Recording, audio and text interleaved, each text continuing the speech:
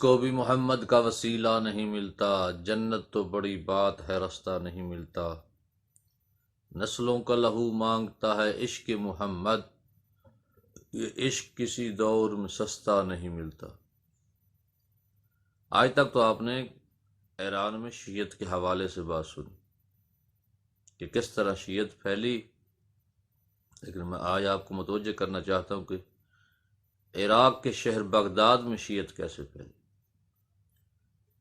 شہر عراق میں جب حکومت تھی ہلاکو خان کے پوتے کی، بیٹے کی یعنی پڑپوتے کی، سلطان خازان خان، جو کہ 702 ہجری میں حکومت کر رہا تھا، بغداد کا بادشاہ تھا۔ اس کے دور سلطنت میں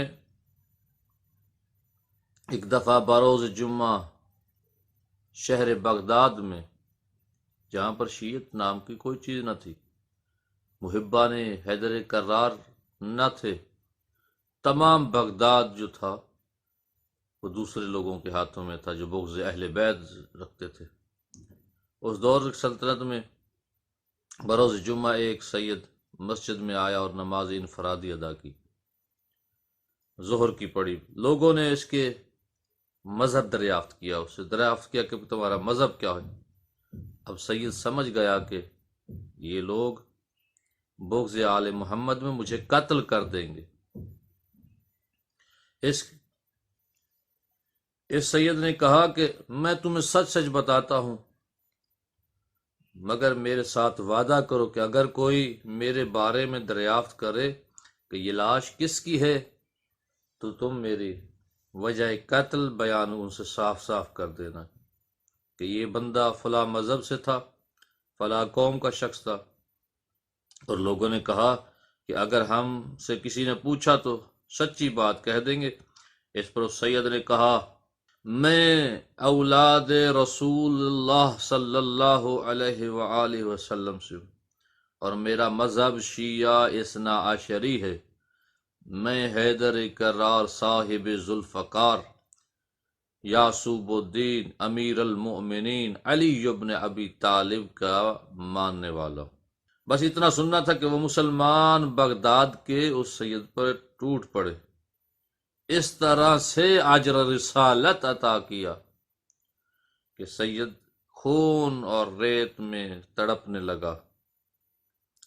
جب لاش خون میں لت پت ہو گئی، مسلمانوں نے سید کو اطمینان سے قتل کر کے نماز جمعہ ادا کی۔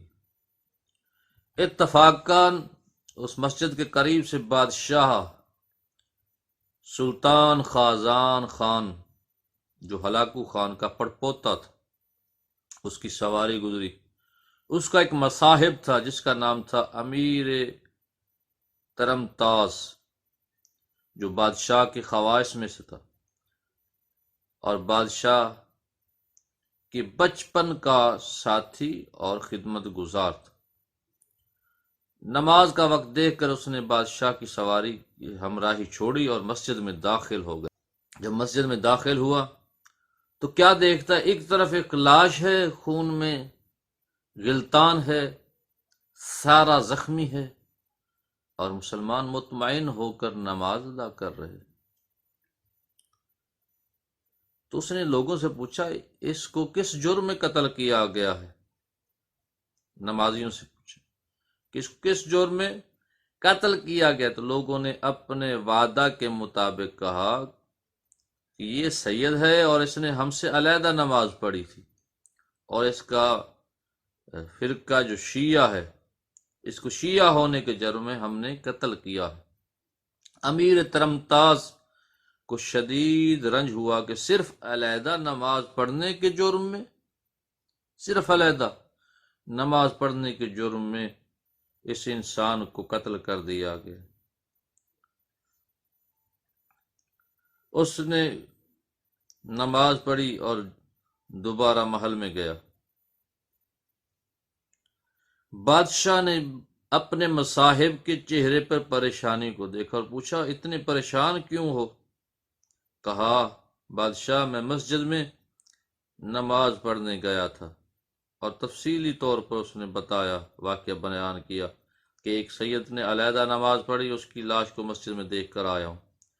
بادشاہ نے خود جا کر ملاحظہ کیا، خواہ سلطان خازان خان نے، اور مقتول سید کے بارے میں اسے پوچھا تو لوگوں نے اپنے وعدے کے مطابق صاف بتا دیا کہ ہم نے اس کو علیحدہ نماز پڑھنے کے جرم اور شیعہ محبان اہل بیت ہونے کے جرم میں قتل کیے۔ اور مقتول ہونے والا کہا کہ یہ سید ہے۔ اس بات کا اثر سلطان خازان خان پر بہت ہوا۔ اس نے بڑے ادب و احترام سے سید کو غسل و کفن دلوایا اور دفن کروا کر اپنے محل میں آیا، اور مطمئن نہیں بلکہ بے چین ہو گیا کہ میں جانوں تو صحیح یہ شیعہ ہے کیا اور شیعت ہے کیا۔ چھان بین شروع کر دی۔ اسی چھان بین کے نتیجے میں وہ یہاں تک پہنچا کہ اس نے مذہب شیعت کو قبول کیا۔ جب اس نے مذہب شیعت کو سلطان خازان خان نے قبول کیا تو اس کے ساتھ ہزاروں شیعہ لوگ ہو گئے۔ بغداد کے ہزاروں لوگ جو شیعہ العقیدہ نہیں تھے، جو محبان اہل بیت نہیں تھے، اس کے ساتھ شیعہ ہو گئے۔ اس طرح بغداد میں شیعت پھیلی۔ تو اسی لیے کہتا ہوں، جس کو بھی محمد کا وسیلہ نہیں ملتا، جنت تو بڑی بات ہے رستہ نہیں ملتا۔ نسلوں کا لہو مانگتا ہے عشق محمد، یہ عشق کسی دور میں سستا نہیں ملتا۔